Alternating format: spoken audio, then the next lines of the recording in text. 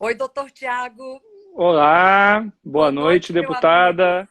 E que a gente já comece aí, então, a falar, não é? O Tá que que o certo. senhor pensa, o que que o senhor pensa e sobre liberdade religiosa nesse momento. E a gente vai falar muito mais de conceitos básicos de liberdade Uhum, religiosa. uhum, Vamos, uhum. vamos, vamos ampliar o nosso debate na noite de hoje.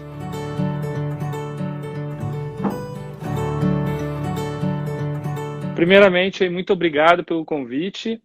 É sempre uma alegria estar com a senhora, conversar com a senhora. A senhora que é um dos pilares da liberdade religiosa no Brasil, uma pessoa que tem defendido essa bandeira, não agora que tem um mandato político, mas sempre defendeu essa bandeira de forma pro bono, para auxiliar as igrejas, as organizações religiosas, e diga-se de passagem também, todas organizações religiosas, não somente aquela que a senhora congrega, né, porque isso é liberdade religiosa, né? Quando nós defendemos a liberdade, nós defendemos a liberdade para todos, não só para nós, né? Então, primeiro, uma alegria aí de estar com a senhora nessa sua terceira live, né? Muito bacana. Tenho visto diversas pessoas utilizando essa ferramenta. Eu estreiei, debutei a live do pastor Frank Ferreira, né? A primeira live do pastor Frank Ferreira foi comigo. Eu disse, ó, nunca mais você vai esquecer, né? Que foi com o Tiago a sua primeira live, que é um dos nossos teólogos aí, né, brasileiros. Então, uma satisfação muito grande e maior ainda falar de um assunto que para nós é tão caro, que é a liberdade religiosa. O Instituto Brasileiro de Direito e Religião é um instituto jovem, foi fundado na Universidade Mackenzie em novembro de 2018 e tem Oh, como doutor Tiago, deixa eu te objetivo, interromper. Deixa eu te interromper. Alguém por entrou favor, aqui e falou que o doutor Tiago é top.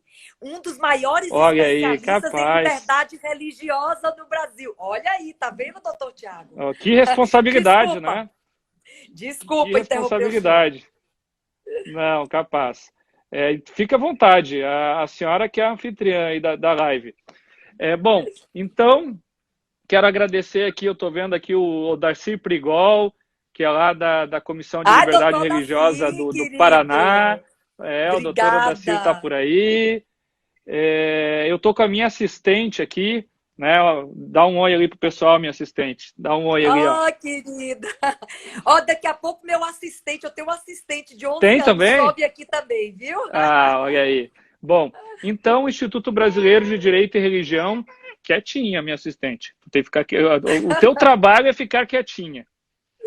Ó, É, gente de Pernambuco entrando aqui, gente da Bahia, Vitória da Conquista, então, gente de Teresina, no Piauí. Olha, essa live tá muito tá boa, hein? todo o Brasil aí, ó. A minha Doutor confrade, Daci. a minha confrade aí, companheira de BDR, a Natami, doutora Natami, do Ministério de Direitos Humanos, da Proteção Global, tá aí. Enfim, Olha tem o aí, tá doutor vendo? Samuel Luz, tá aí Ó, também. Sorocaba, São Paulo, o Wellington, Sorocaba, São Paulo. Mas Muito bom. Gente, quem...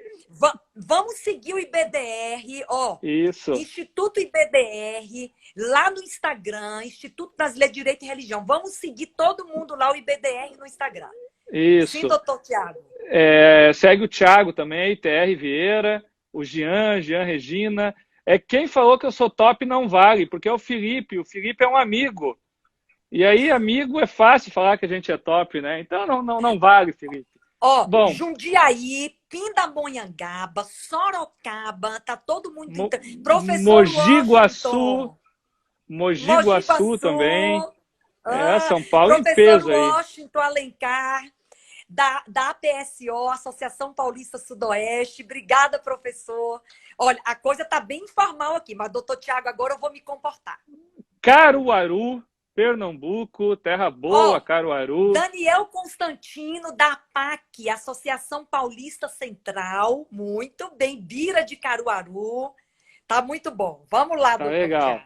Vamos lá, então. Bom, então o Instituto ele nasce com a ideia de promover esses assuntos tão importantes para nós, que é o fenômeno religioso, a religião e como a religião interage com as mais diversas áreas das humanidades, como o direito, a ciência política, a filosofia política, a economia, a história. Então, essa é a vocação do IBDR, promover os estudos, seminários presenciais, seminários virtuais, revista acadêmica, revista científica, nesses temas. Temos a honra aí de participar do Comitê da Liberdade Religiosa, da Frente Parlamentar de Liberdade Religiosa do Estado de São Paulo, né? Na pessoa do Dr. Gustavo Adolfo, que participa mensalmente aí do comitê que é regido pela deputada Damares, né, na Assembleia de São Paulo. Então, esse é o IBDR. E eu trabalho com igrejas aí há 16 anos, advogo para organizações religiosas aí pelo Brasil inteiro. Lancei em 2018 essa obra aqui, que já está na terceira edição, né? Direito Religioso, com o prefácio do professor Ives Gandra Martins. Então, essa obra aí a gente fala bastante sobre a liberdade religiosa e também sobre situações da prática, da prática da vida da igreja, do cotidiano da igreja, estatuto social, alvará, CNPJ, plano de prevenção contra incêndio, se pastor se aposenta, se pastor não se aposenta, imposto de renda do pastor e por aí vai, né? Esse é o nosso trabalho aí do dia a dia. Doutor Tiago, nós temos Dilane. Dilane, ela é diretora do Fórum Regional de Liberdade Religiosa da Missão Nordeste, lá no Nordeste do Brasil, Rio Grande do Norte e Paraíba. Dilane Magalhães, um beijo para você, viu, querida? Tudo de bom aí. Olha, eu não sei o que eu fiz aqui, doutor Tiago. Consegui. Porque minha timeline travou, mas agora parece que voltou a funcionar. Apareceu de novo. Agora apareceu de novo.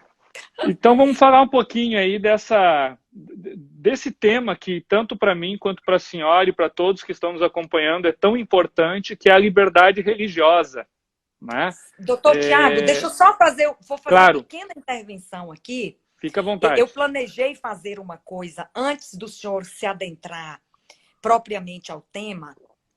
Talvez há pessoas que estão participando nesse momento dessa live que estão tendo um contato inicial com o direito à liberdade religiosa. Então, é muito importante nós fixarmos aqui um conceito que é elementar para a compreensão deste tema. Liberdade religiosa não é religião. Eu gosto muito de fazer esse destaque, não é? Porque há muitos que desenvolvem algum tipo de resistência, doutor Tiago, à sua participação em eventos ou ou numa live que vai tratar de liberdade religiosa, porque talvez imagine que liberdade religiosa, por conter na expressão a palavra religiosa, não é? É uma discussão de natureza religiosa. Não é? E liberdade religiosa não é religião. Liberdade religiosa é direito. E é um direito fundamental.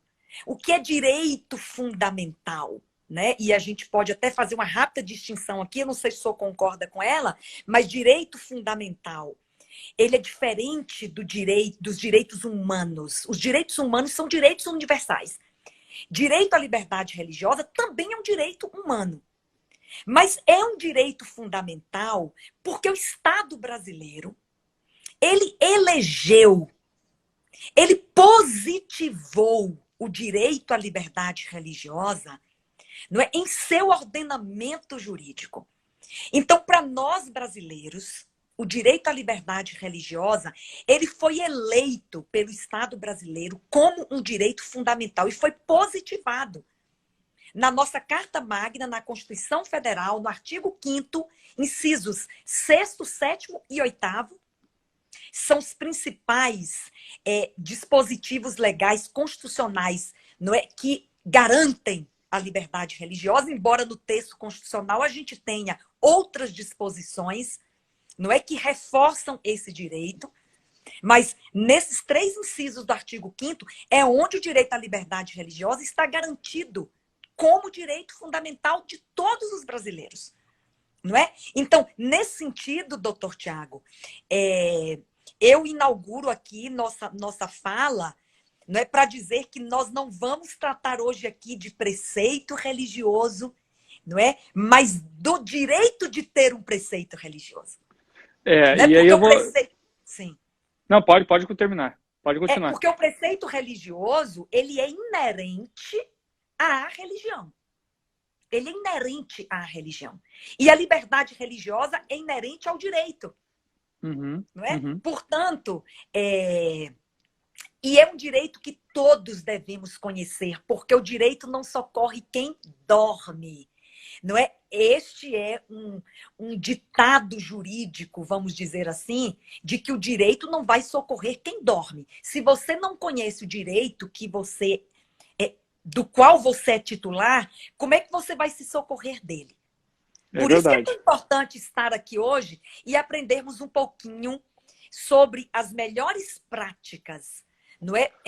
A serem adotadas por todos os cidadãos, não só por advogados, pessoas que operam o direito, não é? Mas por todo cidadão que é titular do direito de liberdade religiosa. Sim, doutor Tiago.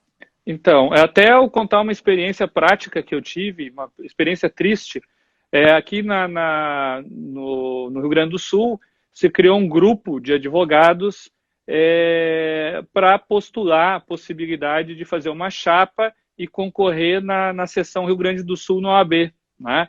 E essa chapa era uma chapa, então, que ela tem como nome Ordem e Liberdade.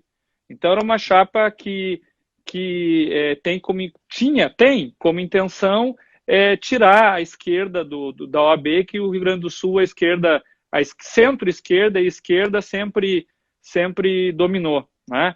Então, seria uma chapa à direita, digamos assim, com os valores liberais.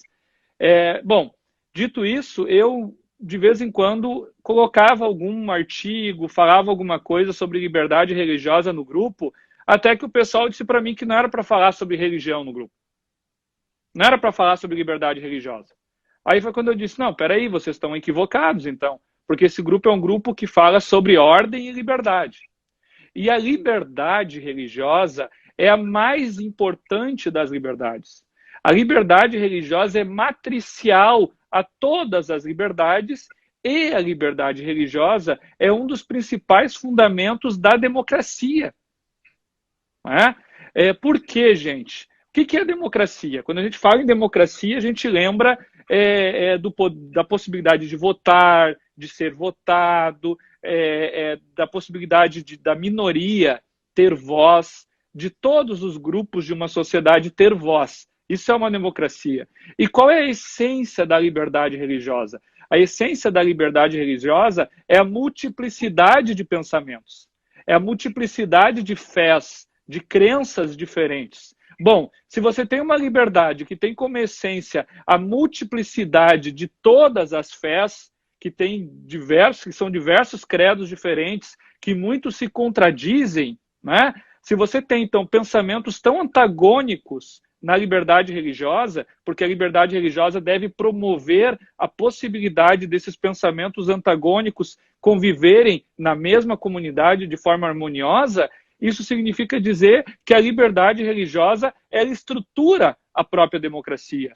Ela é estruturante para a própria democracia. E isso é tão verdade que você vai perceber que as maiores democracias do mundo têm um sistema de liberdade religiosa pleno. Nenhum Estado que não seja uma democracia plena não vai ter como um dos fundamentos a liberdade religiosa. Veja, por exemplo, o Afeganistão, que não é uma democracia, que é uma tirania, que é um Estado totalmente autoritário. É um Estado que não tem liberdade religiosa. Lá você pode ser condenado por crime de blasfêmia, por exemplo. Se você tenta convencer alguém, o crime de proselitismo, se você tenta convencer uma outra pessoa para que ela ingresse na sua religião, isso é crime. E ainda nós temos o crime de blasfêmia, ou seja, se eu sou muçulmano e eu deixo de ser muçulmano para virar adventista, eu cometo um crime de blasfêmia. né? Então, esses estados que são totalitários, eles não são uma democracia. E como características desses estados totalitários, tu não tem liberdade religiosa. Então, isso facilmente demonstra para a gente, deputada, como a liberdade religiosa é importante para a própria democracia que nós vivemos. Exatamente. Doutor Tiago, eu quero só contar aqui brevemente. Olha, o pessoal está entrando aqui, doutor Samuel Luz, presidente da ABLIR, que é a Associação Brasileira de Liberdade Religiosa e Cidadania. Está lembrando aqui Thomas Jefferson. O preço da liberdade é eterna vigilância. Nada é tão verdade na liberdade religiosa. E Tato, fazer uma pergunta. Tato, você pode fazer a sua pergunta. Você pode colocá-la aí, escrever a sua pergunta aqui na sua timeline aí. Não sei nem como é que fala. Gente, eu sou uma pessoa horrível com tecnologia. Mas, Tato, pode fazer a pergunta, sim. Arnold está falando da Inquisição, nos tempos da Você Idade tem um Média, pontinho de interrogação aí, que se você clicar no pontinho de interrogação, você consegue fazer a pergunta. Do Olha, lado aí eu dos estou aqui no comentários. escuro agora, porque eu estou indo pegar aqui. Olha, tá difícil o negócio. Eu estou indo pegar aqui o carregador do meu celular.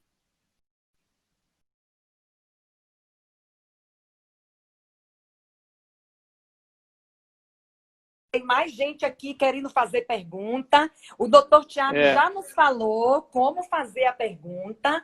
A doutora Paula Moutinho entrou agora, presidente da Comissão de Liberdade Religiosa de Guarulhos. Está parabenizando pela iniciativa do tema. Obrigada, doutora Paula. É uma parceira importante na defesa da liberdade religiosa. Eu ia contar para o senhor, doutor Tiago, uma experiência rica que eu tive, já que o senhor mencionou, não é que onde não há regimes democráticos, a liberdade religiosa é mitigada. Isso é totalmente verdade. Não é? Quando eu assumi a Comissão de Liberdade Religiosa da OAB de São Paulo, na verdade, eu fui membro fundadora no ano de 2006, e 2 anos depois eu assumi a presidência da comissão. Fiquei 10 anos lá, vivendo as mais ricas experiências de defesa da liberdade religiosa. E a gente ficaria aqui, e vamos fazer mais lives para a gente contar, porque isto estimula os defensores da liberdade religiosa, não é? Eu acho que motiva. O doutor Samuel está falando aqui que a liberdade religiosa é fruto da evolução do próprio conceito da liberdade. Né? E ele fala que durante o trajeto da humanidade, a luta pela liberdade tem sido motivo de guerras e revoluções. Aliás, é um dado da ONU de que mais de 70% dos conflitos bélicos havidos e em curso na história do mundo, eles se deram também em razão da intolerância religiosa. Então, nós estamos falando de alguma coisa muito séria, mas eu ia contar, na esteira do que o senhor vinha dizendo, sobre a experiência dos países.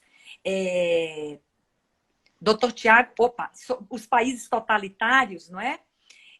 Lá na Comissão de Liberdade Religiosa, doutor Tiago, eu conheci um membro de uma religião que nasceu lá no Irã, que é o Bahaísmo.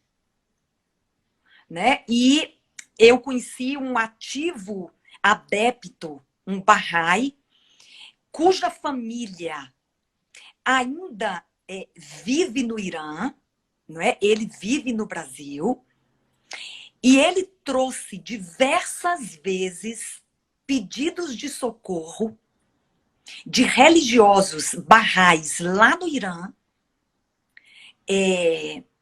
condenados, não é? Porque os tribunais iranianos, eles condenam pessoas que exercem o seu direito de conversão. Né? O senhor mencionou aí agora. É o crime de blasfêmia. Ele trouxe imagens, doutor Tiago, que eu nunca vou esquecer, de enforcamentos, religiosos que foram condenados a enforcamento público em praça pública, e ele me trouxe as fotografias dos religiosos pendurados nas forcas, girando como numa gangorra, para que todos vejam o que pode acontecer com alguém que renuncia, não é, à religião oficial do Estado e se converte a outra tradição, a outro culto religioso. Então, isso é de um valor. A liberdade religiosa, ela precisa nos emocionar. Eu, ainda hoje, mesmo com quase 20 anos aí em defesa da liberdade religiosa, como o senhor, não é? Eu ainda hoje me emociono quando vejo a possibilidade de salvaguardar o direito de um religioso, não é? Quando eu vejo a possibilidade de atuar em favor, não é, de alguém que está sofrendo intolerância, seja ela intolerância religiosa real, que resulte em violência real, seja ela a violência simbólica, não é, que é a restrição do direito, que pode ferir alguém tanto quanto uma violência física. Então, essa foi uma experiência marcante. Naquele dia, eu pude valorizar ainda mais a liberdade religiosa que nós desfrutamos, não é? A de podermos escolher. Vamos falar aqui rapidinho daquele tripé da professora Maria Cláudia Buchianeri Pinheiro, né? Que são as dimensões da liberdade religiosa, não é? Que é o direito de escolher, é o direito de divulgar e é o direito de se organizar. Nós temos aqui o direito. É uma dimensão subjetiva a de escolher. É uma dimensão social a de poder divulgar. Não é? E é uma dimensão organizacional a de podermos estabelecer um templo religioso, um espaço religioso e nos ajuntarmos ali livremente, não é, com os nossos direitos respeitados e respeitando o direito dos outros. Doutor Tiago tem muita coisa para falar, porque se a gente fosse falar aqui agora de que a liberdade religiosa ela também encontra limites no seu exercício, não é? Limites do exercício do direito. Não há direitos absolutos na minha concepção. Os direitos se relativizam quando eles encontram à sua frente a dignidade do outro. É uma baliza importante. Mas, doutor Tiago, me fale um pouco como é que o senhor avalia, não é? Nesse momento, nós estamos vivendo uma passagem histórica das nossas vidas, não é? Talvez não vamos mais viver. Os nossos filhos pequenos, né? O senhor tem filho pequeno, eu também tenho, estão vivendo isso conosco, não sei se viverão outra vez. Vamos falar um pouquinho sobre liberdade religiosa no momento em que a movimentação social ela está limitada, não é? Por conta do vírus. Como é que o senhor avalia a liberdade religiosa nesse momento? Eu acho que a senhora introduziu muito bem a questão das dimensões da liberdade religiosa na sua fala, e a gente precisa, como eu estava dizendo antes, lembrar, então, relembrar, reiterar que a liberdade religiosa é uma espécie de mãe de todas as liberdades, né? É na liberdade religiosa que você encontra o princípio das liberdades. A gente tem aquela frase que nós usamos muito, né? Nossos pais, nossos avós. Você mexeu no que me é mais sagrado. Por quê? Porque o que me é mais sagrado é aquilo que está no meu íntimo, né? É aquilo que eu acredito com todas as forças e que ninguém pode mexer. Isso está relacionado com a minha crença, está relacionado com a cidade que eu quero alcançar. No cristianismo, a cidade celeste, né? Então, isso para mim é fundamental. Eu preciso que o Estado garanta que eu possa chegar, que eu possa trilhar a este caminho para a cidade celeste, esse caminho do porvir. Então, isso é fundamental. Como a senhora colocou, né? A liberdade religiosa ela é um direito fundamental e, como direito fundamental, ela precede o próprio Estado. ela é anterior ao próprio Estado, ela funda o Estado. Então, o Estado, e quando eu estou falando Estado aqui, o ordenamento jurídico, né? E também a União, os municípios, os estados, todos eles existem para quê? Para proporcionar para os seus cidadãos uma vida com dignidade.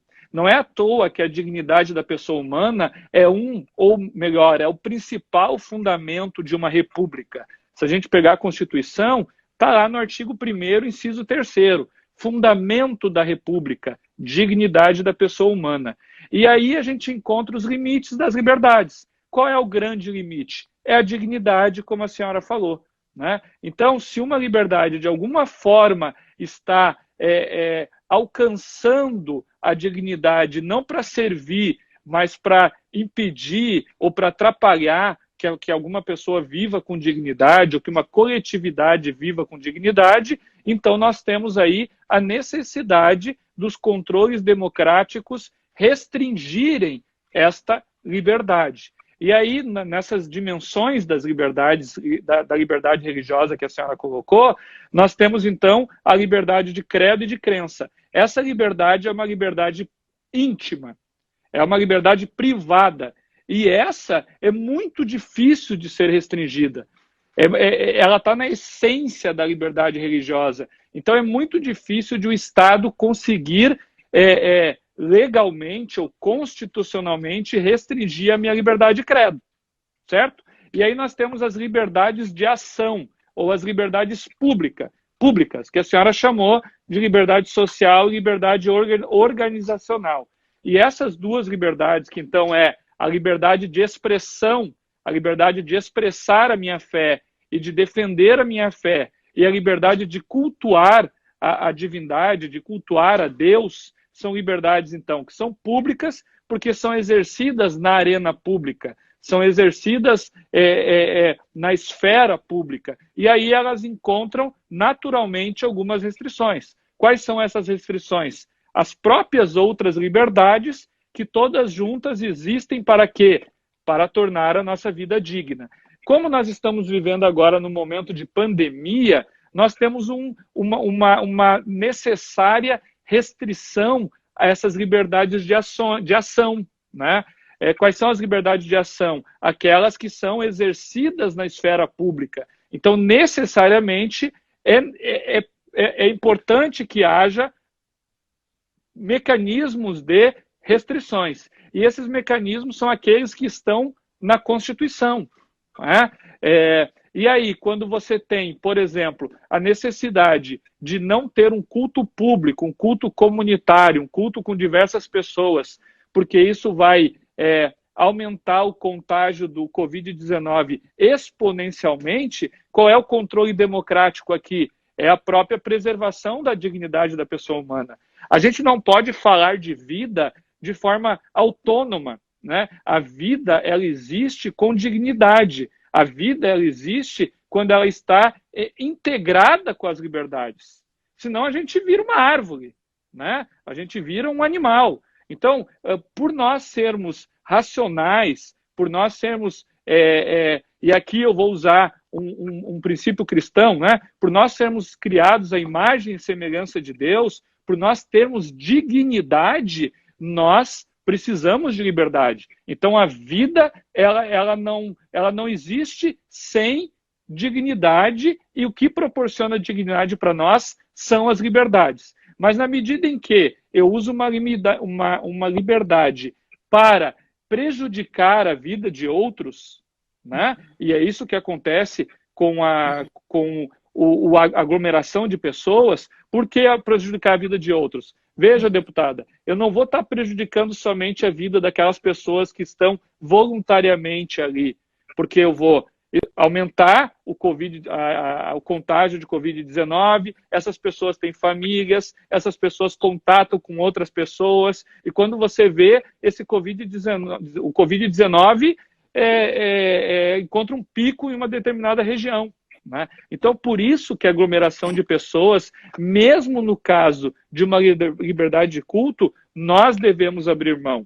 E o próprio Pacto Internacional de Direito Civil e de Direitos Políticos revela lá no seu artigo 18 que quais são as formas de restringir a liberdade? Apenas e tão somente quando existe uma legislação prévia e não existem meios mais adequados e mais razoáveis para se fazer isso. E no momento que nós vivemos, o mais adequado e o mais razoável é essa última dimensão da liberdade religiosa, que é a de culto comunitário na esfera pública, a gente ter ela restringido, mas restringido pela dignidade da pessoa humana e não por um simples decreto municipal.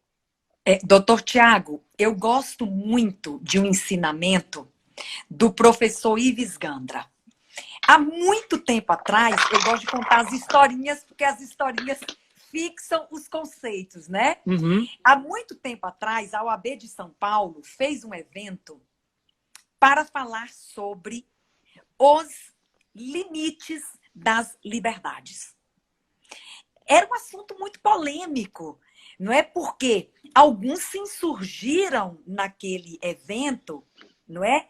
Para defender, por exemplo, que a liberdade de expressão, ela é uma liberdade sem limite. Porque se nós limitarmos a liberdade de expressão, ela não será liberdade de expressão. Então, alguém defendeu naquele momento, e aí o professor Ives Gandra, ele deixou ali um ensinamento. Ele falou, olha, não existe nenhuma liberdade absoluta, nem a de expressão. Ele falou, não existem direitos ou liberdades absolutas. Aí todo mundo ficou ali na expectativa do que viria. Aí ele falou, sabe qual é o limite do exercício de todas as liberdades, indistintamente? O limite do exercício de todos os direitos, indistintamente? A dignidade do outro.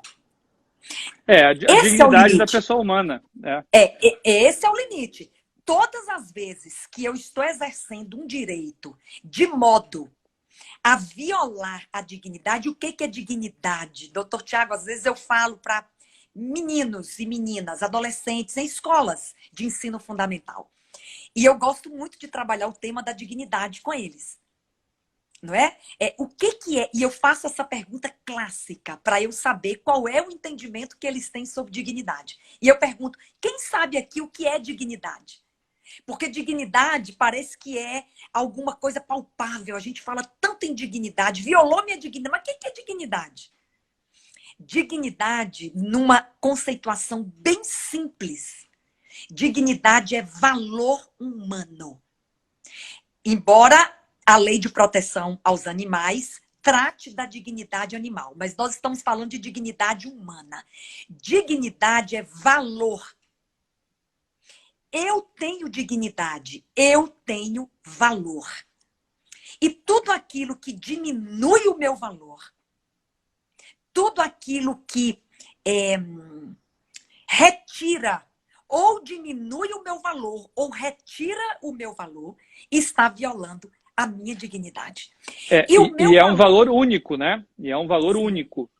Sim. E o meu valor, ele é constituído, o meu valor, ele é constituído, não é, de muitos elementos. Dentre eles, a minha liberdade religiosa. O meu valor, a minha dignidade, ela se compõe, inclusive, das minhas liberdades. A minha dignidade é composta das minhas liberdades, inclusive a liberdade religiosa. Então, se a minha liberdade religiosa for mitigada ou for retirada, a minha dignidade está sendo violada. Aí eu explico isso para os meninos e meninas, não é? Mas eu dizia, eu dei esse exemplo para reforçar o ensinamento do professor Ives Gandra. E aí eu vou tomar emprestado, doutor Tiago, se o senhor me permite, salvo engano, é o artigo 18 da Convenção Europeia dos Direitos Humanos. Ou é o 9º? Não, eu acho que é o 9º. Mas não tem problema, as pessoas podem checar. Não é? É o 9º, salvo engano, é o 9º, onde trata da liberdade religiosa. Eu tomo emprestado só para a gente estabelecer aqui, doutor Tiago, alguns limites importantes e práticos, não é? Em que o meu exercício de liberdade religiosa poderia se esbarrar? A Convenção Europeia de Direitos Humanos fala de saúde pública, fala de ordem pública, fala de segurança pública, não é? E outros direitos assegurados. Então, veja, se a minha prática religiosa ela violar a saúde pública, o Estado brasileiro não vai chancelar. O Estado brasileiro, ele não vai tutelar o exercício de uma prática religiosa que vai violar a saúde pública. Também não vai tutelar uma prática religiosa que vai violar a ordem pública, que vai violar a segurança pública, ou que vai violar outros direitos fundamentais garantidos. E acho que foi isso que o senhor quis dizer quando destacou aí que no período de pandemia, não é, essa aparente restrição, não é, do exercício da liberdade religiosa, pelo menos no que diz respeito à aglomeração, não é? Esta limitação, ela se deu para a preservação da saúde pública, não é? Mas aí, doutor Tiago, vou fazer uma provocação aqui para o senhor. Nós já conversamos muito sobre isso, não é? E eu vou deixar o senhor falar melhor. Nós consideramos que existem núcleos ou núcleo essencial da religião. A religião, ela tem uma parte dela que é nuclear, não é? Talvez isso não seja tão intenso para algumas tradições religiosas, mas para outras, não é? É muito importante esta parte que nós consideramos nuclear para aquela prática religiosa, para aquele culto religioso. Como é que o senhor vê, nesse sentido, ritos, sacramentos religiosos que consistem em algo que é nuclear, essencial, é da essência daquela prática religiosa, nesse período de pandemia? Eu sei que o senhor tem uma posição muito equilibrada a respeito disso, porque acho que os excessos, todos eles, de um lado e do outro, devem ser evitados. Então, como eu conheço a posição equilibrada que o senhor tem, como é que o senhor avalia a manutenção desta parte nuclear da prática religiosa nesse momento? Não. Então, muito boa pergunta e guarda relação com aquilo que é mais sagrado para cada fiel, de acordo com cada tradição. O que é um sacramento, né? Um sacramento é um sinal visível da graça invisível. E a graça, num contexto dos cristãos, é o que é mais importante, né? O que é mais caro, a graça de Jesus Cristo, né? Porque é por meio da graça que nós encontramos a salvação. Então, esse conceito de sacramento, para você ver como o sacramento é importante para o cristão, né? Por quê? Porque é um sinal visível daquilo que nos leva a Cristo, né? E se você for pegar outras tradições religiosas, você também tem liturgias que são simbólicas e que também carregam em si toda essa importância. Então, como funciona? Até onde vai? Como é que eu posso realizar os meus sacramentos, né? A gente sempre fala que a liberdade religiosa ela é matricial, a liberdade religiosa é um dos fundamentos da democracia, que a liberdade religiosa ela não pode ser restringida, salvo situações como a senhora colocou, né? Que, por exemplo, está lá no Pacto Internacional de Direitos Civis e Políticos, no artigo 18, item 3, que, por sinal de contas, afinal de contas, é uma norma constitucional, porque foi ratificada pelo Congresso. Então, sempre é necessário a preservação da essência das liberdades, porque senão essa liberdade ela deixa de existir. E aí eu gosto de usar uma frase do Joaquim Nabuco, que diz o seguinte: a liberdade, uma vez confiscada, não pode ser restituída íntegra. Ainda mesmo que aumentem, ficará sempre o medo de que ela seja suprimida outra vez, e com maior facilidade. Né? Então, nós precisamos identificar o núcleo, e sempre quando a gente vai restringir uma liberdade, a gente tem que pensar em duas ferramentas importantíssimas. Adequação, que eu estava falando antes. Adequação e razoabilidade. E aí eu vou citar um exemplo prático para as pessoas entenderem o que eu estou falando. Bom, agora estão voltando, a maioria das cidades estão permitindo a transmissão do culto online. Né? E algumas cidades, como agora o estado de Santa Catarina, está permitindo a realização de culto com pessoas, mas restringido a 30%, tem que estar 2 metros um do outro. Então você vê, existe uma restrição, né, deputada? 30% da capacidade do templo, estar 2 metros um do outro, não poder abraçar, não poder apertar a mão. Isso é da essência religiosa, eu abraçar o meu irmão, né? Então está tendo uma restrição. Ela é adequada, essa restrição de eu não poder abraçar a deputada Damares lá no templo? Bom, ela é adequada. Por quê? Porque se eu abraçar ela, o que vai acontecer? Uma possibilidade de contágio. Se eu não abraçar ela, nós vamos estar cultuando a Deus. Né? Nós estamos lá no templo, nós estamos cultuando. Então é razoável. Agora, quer ver um exemplo que não é adequado e razoável? É a situação de o cantor ter que cantar com máscara. Isso não é adequado. Por quê? Porque ele cantar com máscara, ele não vai conseguir cantar. A voz dele vai sair abafada, as pessoas não vão ouvir, ele vai destonar, ele vai desafinar, não vai ser uma adoração. Né? E é razoável? Não é razoável. Porque se ele está cantando, o microfone só ele está usando, ele está a muitos metros de distância de todas as pessoas. Qual é o risco de contágio? Então não é razoável eu obrigar um cantor cristão, né, num culto que está adorando a Deus, usar máscara. Como não é razoável eu obrigar o pregador a usar máscara na hora que ele está falando no microfone? Por que não é razoável? Porque vai abafar a voz dele, as pessoas não vão entender a palavra, a essência da palavra, e não é adequado. Por que não é adequado? Porque não precisa disso. Né? Eu não preciso pôr uma máscara, basta que as pessoas estejam longe naquele momento. Né? Então, essa é a forma da gente entender. Essa restrição, ela está ofendendo o núcleo da liberdade religiosa, ela vai estar ofendendo o núcleo da liberdade religiosa sempre quando ela for inadequada. Né? O que é adequação? Eu não ter adequação. Olha, eu preciso disso para alcançar o fim. Eu preciso que as pessoas estejam 2 metros uma da outra para alcançar o fim. Qual é o fim? Não ter contágio. Ela é razoável?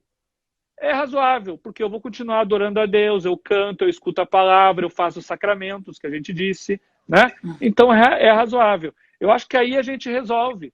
Né? Adequação e razoabilidade. Me parece, doutor Tiago, acho que o senhor concorda comigo, por exemplo, aqui no estado de São Paulo, e a gente só tem 8 minutos para terminar essa live, eu não estou acreditando, doutor Tiago. 1 hora já passa muito rápido. Mas nós vamos voltar aqui, se o senhor concordar, até porque Leoneida Fontinelli está fazendo uma pergunta aqui, mas eu não sei se a gente vai ter tempo para falar sobre isso. Talvez ela se refira a alguns decretos, me parece que no estado de Goiás, acho que no Mato Grosso teve alguma coisa em algum município, não é? Decretos que estabeleceram um dia de culto. Pois é. É uma questão problemática. E aí eu vou só para completar o que eu estava dizendo, né? Olha só, um dia de culto é razoável? É adequado? Eu não sei dizer se é adequado, porque eu não me lembro agora como está o mapa de Covid-19 em Goiás. Eu acho até que é pequeno. Mas em São Paulo, por exemplo, que é o epicentro do Brasil, eu acho que não é adequado ter culto de as pessoas se aglomerarem. Né? Correto. Por quê? Correto. Porque não é adequado. Agora, aqui no Rio Grande do Sul, que é a 15ª o 15º estado é adequado as pessoas se reunirem 20% da capacidade do culto, 2 metros, com luva, com máscara, colocando a sola do sapato numa água sanitária, enfim, todas aquelas recomendações. Então, tudo tem a ver com a adequação e com a cidade, né? Como é que está o vírus aí na sua cidade? Exatamente. Doutor Tiago, acho que a gente responde da seguinte forma, não é? Nós estamos falando daquilo que é razoável. O direito é regido, não é, pelos princípios da razoabilidade, da adequação, muito claro isso aí agora. E como a gente tem pouquíssimo tempo, nós vamos voltar para falar disso. Não é? Eu queria só fazer um registro aqui. Primeiro, agradecer de novo todas as pessoas que entraram. Depois, para continuar me desculpando, mas eu estou aprendendo, eu vou fazer lives ainda num padrão mais elevado. Por enquanto, a gente tá ótimo, aprendendo a utilizar aqui a ferramenta. Não é? Agradecer muito ao doutor Tiago e dizer o seguinte, que aqui em São Paulo, doutor Tiago, e claro, tem gente do Brasil todo aqui nos acompanhando, já citamos aí pelo menos 5 estados do Nordeste e também do Sul do país, mas o decreto do Estado de São Paulo, ele me parece muito adequado, até porque ele não chega a mencionar no seu texto, ele não restringe textualmente no decreto a atividade religiosa. Ele não restringe. Ele apenas, lá no artigo 4º do decreto de São Paulo, que instituiu a quarentena, ele recomenda, o verbo utilizado é recomendar, não é? A suspensão de toda movimentação que não seja necessária, que não seja essencial. E o decreto considera essencial as movimentações relacionadas à alimentação, à saúde e a outras atividades essenciais que o próprio decreto, no artigo 2º, apresenta como essenciais. Não é? Agora, houve uma cooperação extraordinária, doutor Tiago. Houve uma compreensão por parte dos cultos, das religiões, não é? Houve uma compreensão, uma cooperação e uma solidariedade, porque mesmo que o nosso decreto aqui do Estado de São Paulo não tenha feito uma restrição expressa à atividade religiosa, não é?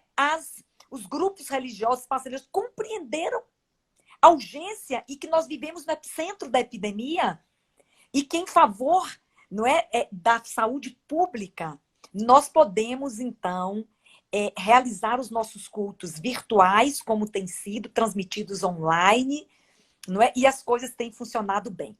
A gente está indo aqui para os nossos minutos finais, mais uma vez agradecer a todos.